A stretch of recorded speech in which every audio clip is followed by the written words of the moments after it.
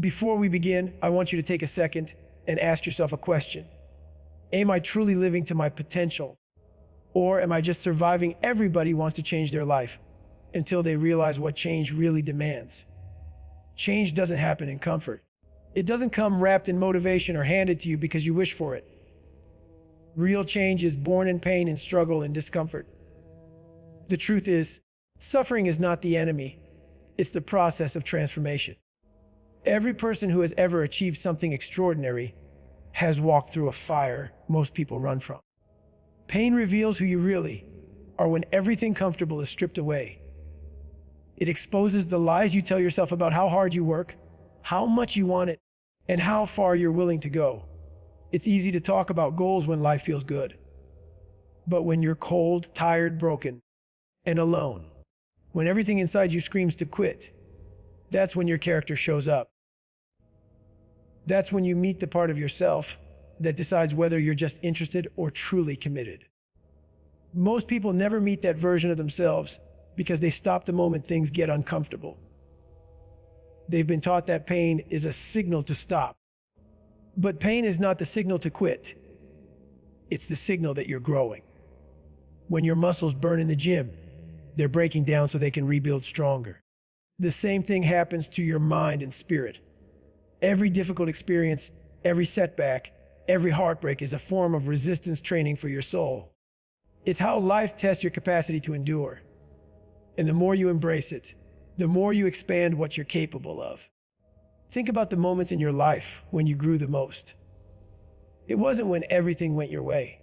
It was when you were challenged, rejected, embarrassed, or defeated. It was when you felt lost but kept moving anyway. Those are the moments that carved your strength. Suffering refines you the way fire refines metal. It burns away the unnecessary parts of you, your excuses, your self-pity, your entitlement, and leaves behind something pure, something powerful. But only if you face it head on. Avoiding pain doesn't protect you, it weakens you. Comfort is the slow death of ambition. Every time you choose the easy route, you reinforce the habit of quitting. You teach your mind that it's okay to stop when it hurts. But when you deliberately lean into discomfort, when you decide to suffer on purpose, you flip the script. You stop being a victim of pain and start using it as fuel. You realize that the mind gives up long before the body does, and that most of your limitations are self-imposed. Embracing suffering doesn't mean seeking misery for no reason.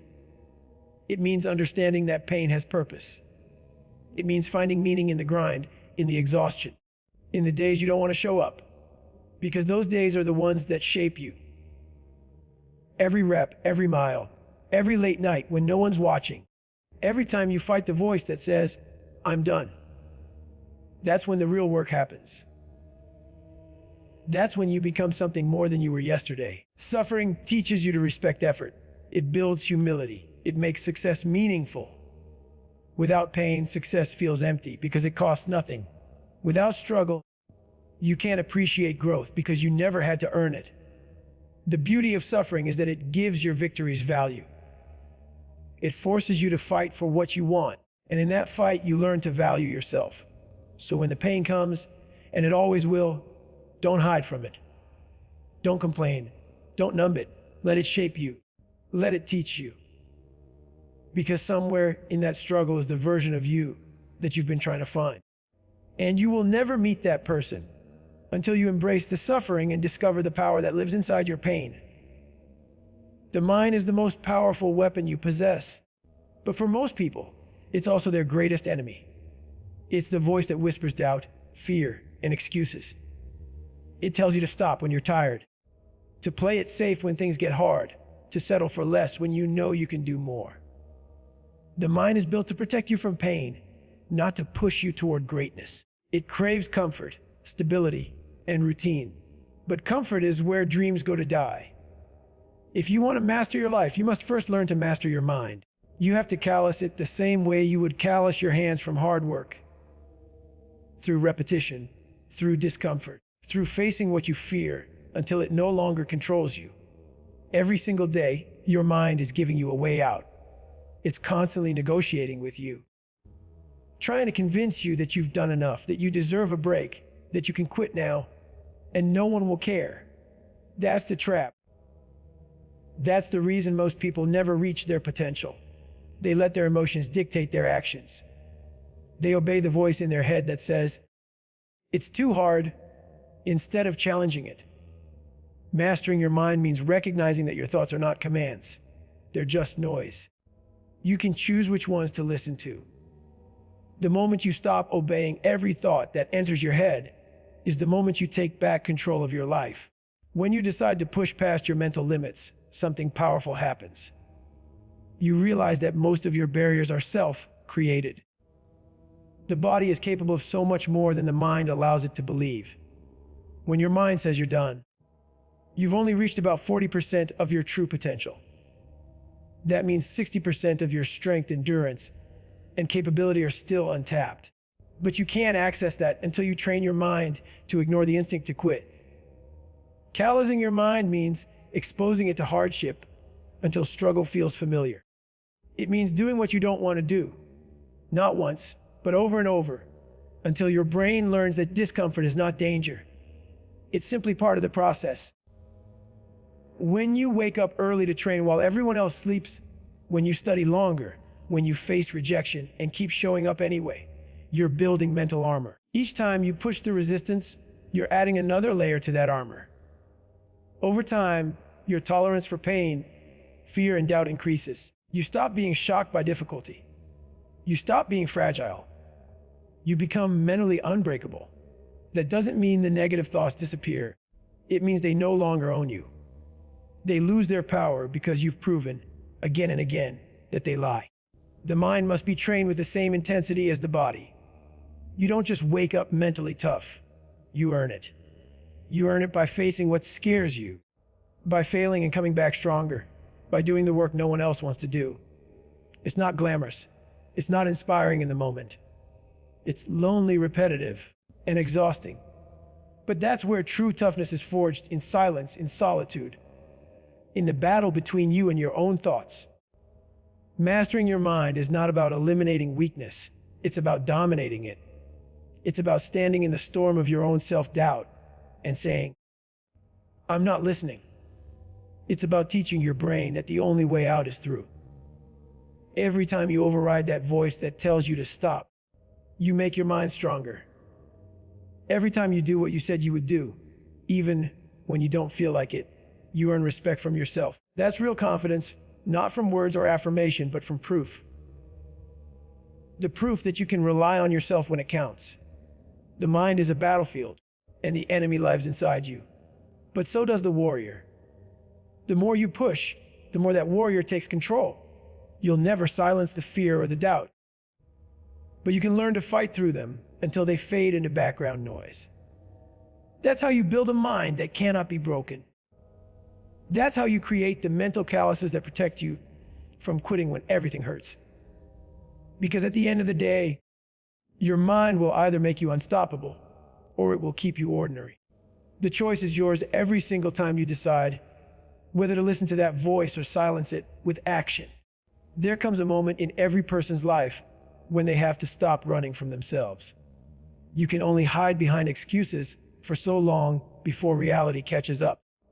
The truth is, most people live their entire lives avoiding the mirror, not because they don't have one, but because they're afraid of what it will show them. Facing yourself with honesty is one of the hardest things you'll ever do. It means admitting that you've been lazy when you said you were tired, undisciplined when you said you were busy, and afraid when you pretended to be careful. The mirror doesn't lie. It reflects back the real you. The one behind the filtered photos, behind the motivational quotes, behind the talk about goals and potential.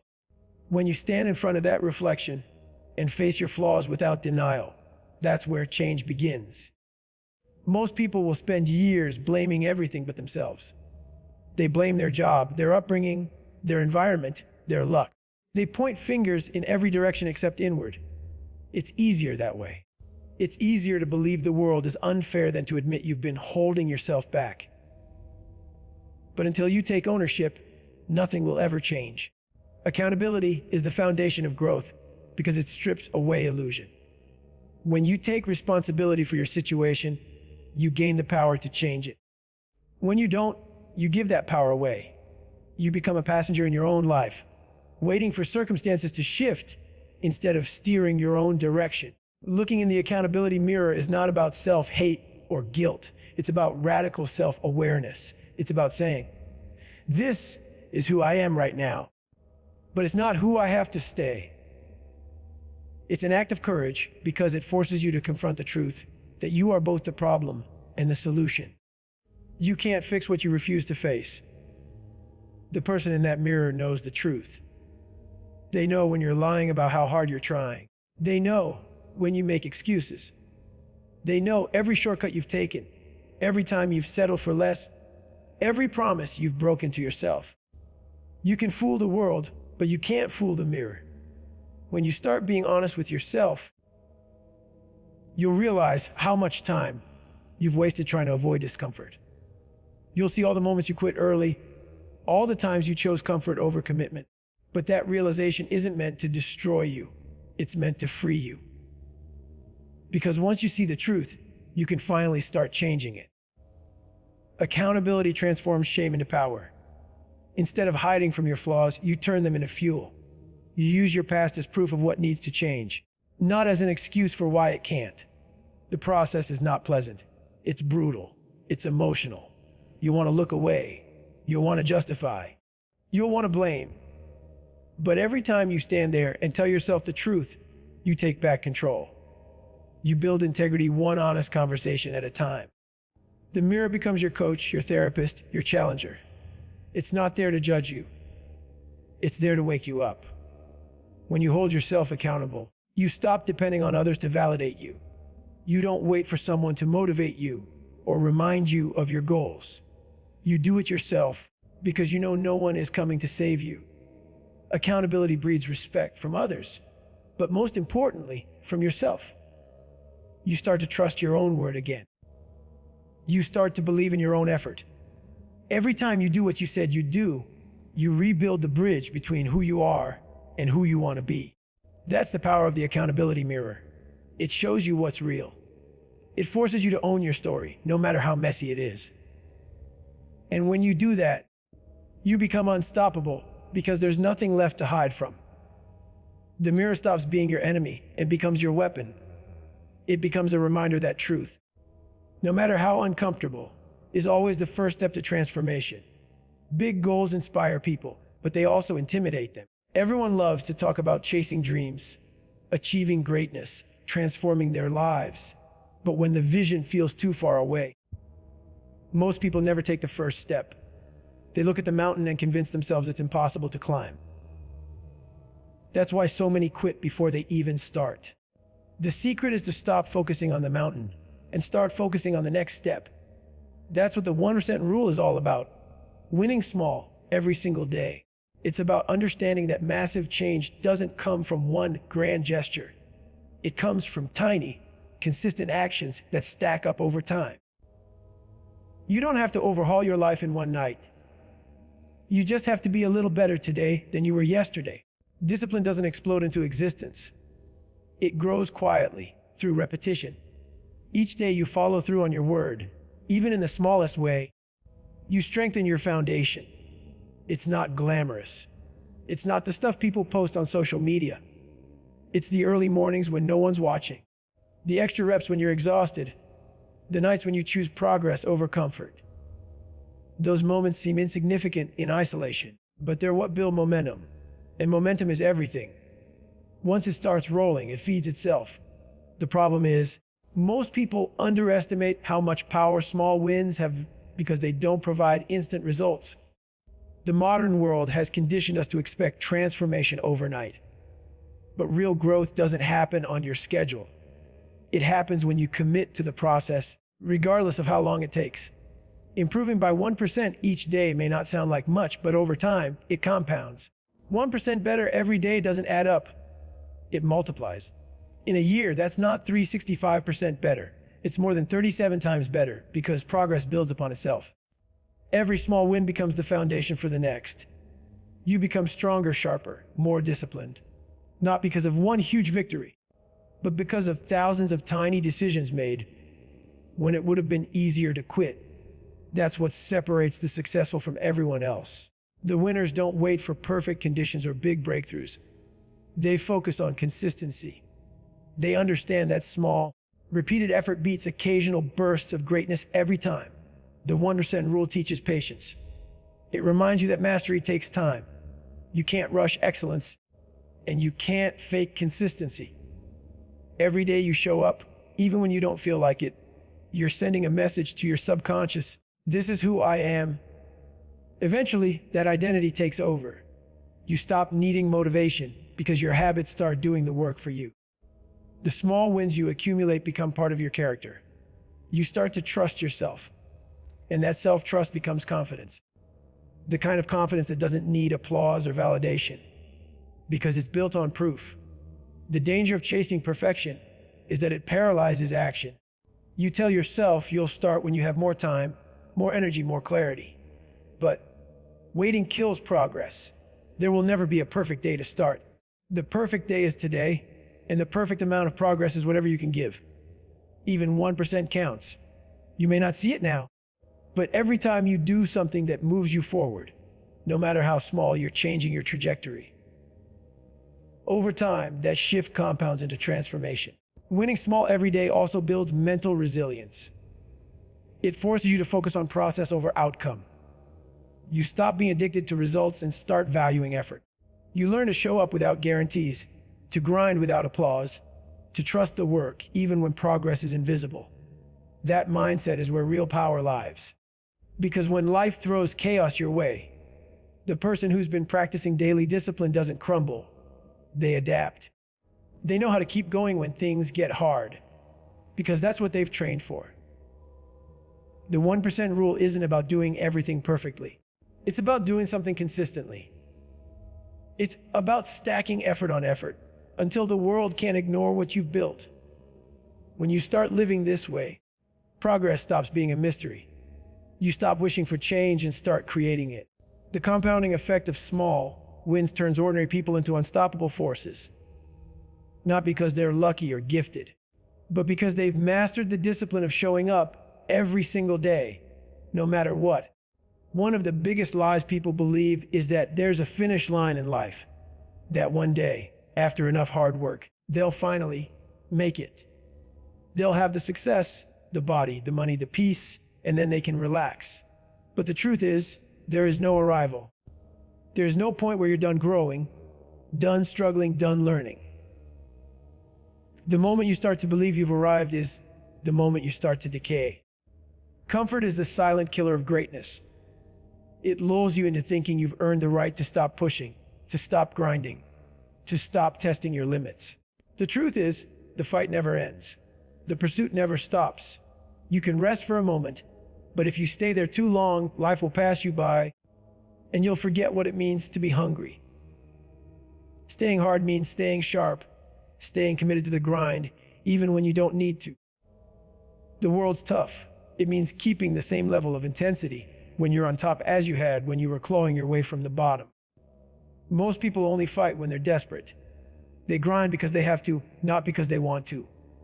But real warriors, real achievers, keep pushing even after they've won. They know the mountain doesn't end at the summit. There's always another peak waiting. Staying hard is about rejecting complacency. It's about never confusing progress with perfection. It's about remembering that comfort is not a reward. It's a test to see if you'll let success make you soft. When life is hard, you're forced to adapt. You're forced to be creative, disciplined, and resilient. But when life becomes easy, you lose those instincts. You stop taking risks. You stop chasing growth. You start protecting what you have instead of building what's next. That's when the decline begins. Staying hard means deliberately keeping a fire inside you, even when things are good. It's about setting new challenges before life sets them for you.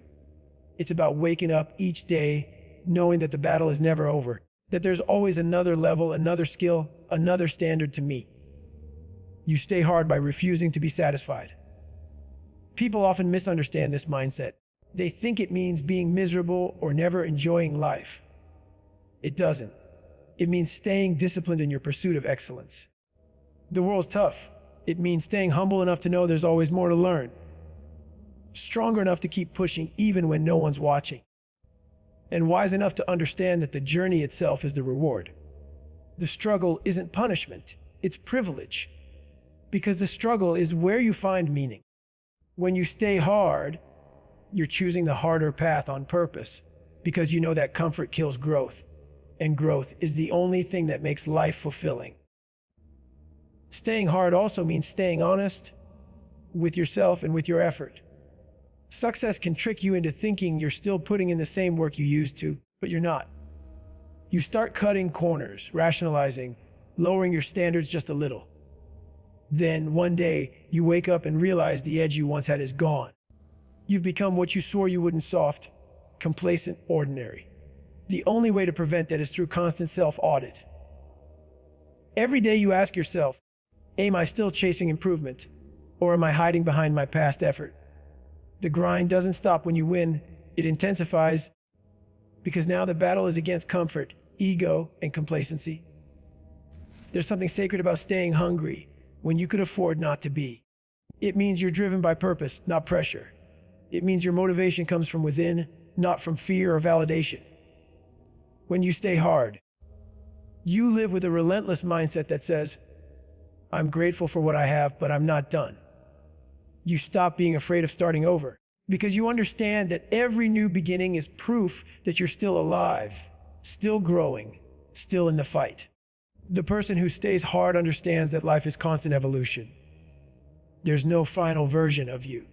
You're always unfinished, always becoming. You can celebrate the wins, but you can't live in them. The moment you stop challenging yourself, you lose what made you strong in the first place. So, you keep training, you keep learning, you keep pushing, you stay disciplined when no one else is watching, and you remind yourself every day that there is no arrival. Only the next mission, the next mountain, the next challenge. Because the second you think you've made it is the second you stop earning it. Staying hard isn't about punishing yourself. It's about never letting the fire go out, never losing that relentless hunger to be more than you were yesterday.